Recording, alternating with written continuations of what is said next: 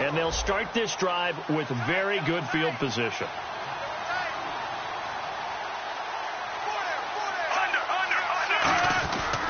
On first down, this is Forsett. And for one of the first times tonight, he's going to be held up at the line of scrimmage. Domata Peko, the one to get him down. So 2nd and 9, the defense looking to put them in a bad spot here.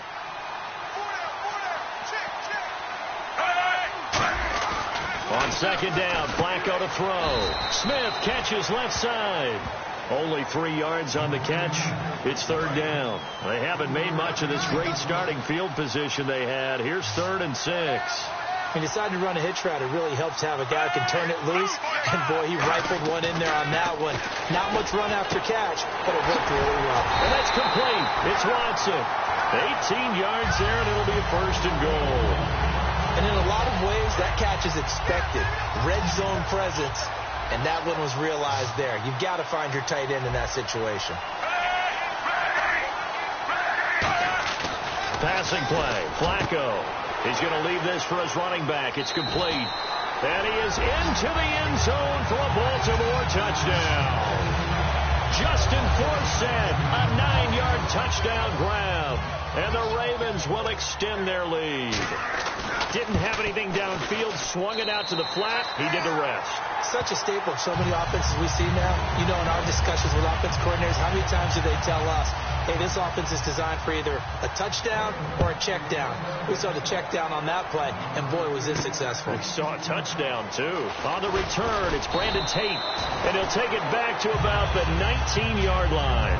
All right, let's focus now on Giovanni Bernard. And we have seen a decline in the numbers. Where does the fault lie? Just him? Maybe the guys up front? Combination? Well, as you and I both know, it's almost always a collective deal. But in this case, I think maybe the offensive line got a little overconfident. They had blocked so well in the first half, picked up on what the defense was doing. I think we've seen an adjustment now that they have not picked up on, and now they're being a little bit overwhelmed.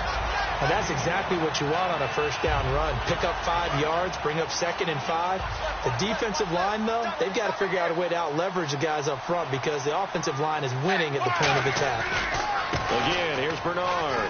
And an alley to run. And he'll get it up near the 35, right at the 34 here. It's a 10-yard pickup, and it moves the chains.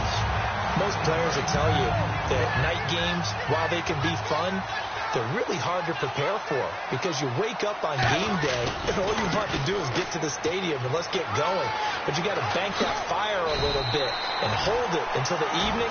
It's almost like a Broadway premiere. You got to wait until the nighttime to go out there in front of the bright lights. And boy, has he harnessed himself really well, and now he's unleashing it on the opponents.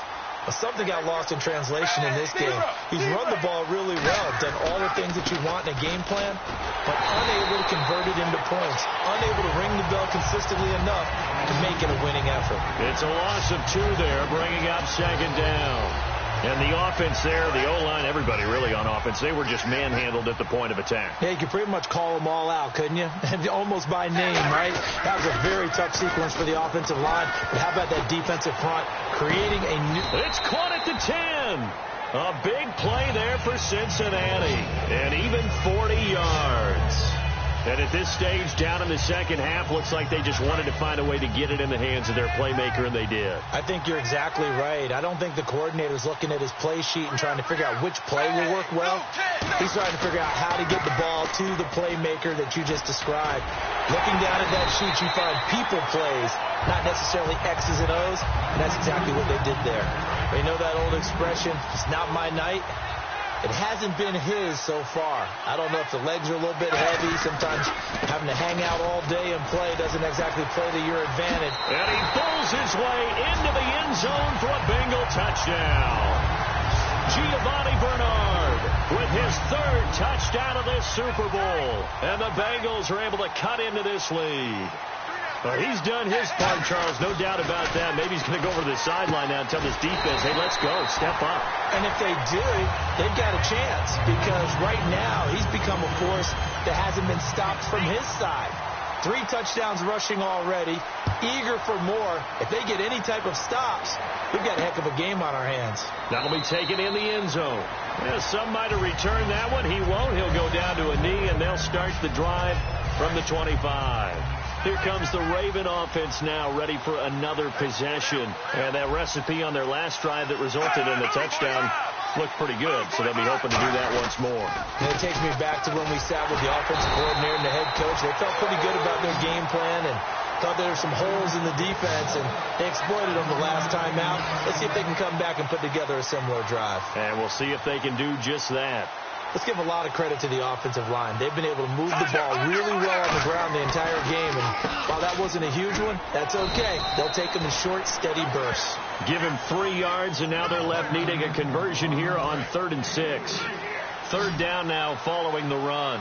Well, praise has to go to the guys on the offensive line because they've had a very nice, productive day running the football. How about that poor defensive line? They've been knocked around the entire game, and while they slowed them down on that run, it's a foot race past the 20. And all the way in for a Ravens touchdown. Dennis Pitta, 70 yards. And the Ravens will add on to their lead. When they drew that up, I don't think they envisioned it ending in a house call, but he got it and took it all the way home. Really impressive run after the catch, wasn't it? That was really special by him. But let's face it, in today's NFL, those tight ends are often former wide receivers or maybe even sometimes bigger running backs. They just put them in a position to get a great matchup. Now a hit and a loose football. And they are going to set up shop at the 32-yard line. Illegal block in the back. Offense.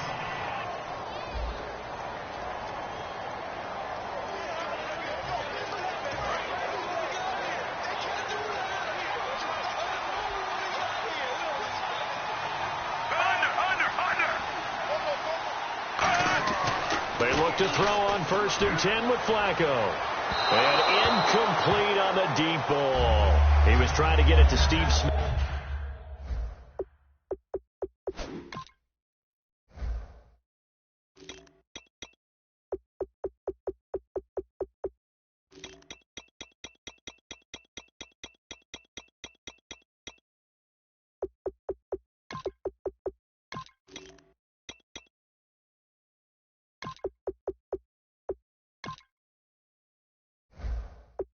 That time. That'll bring up 2nd down.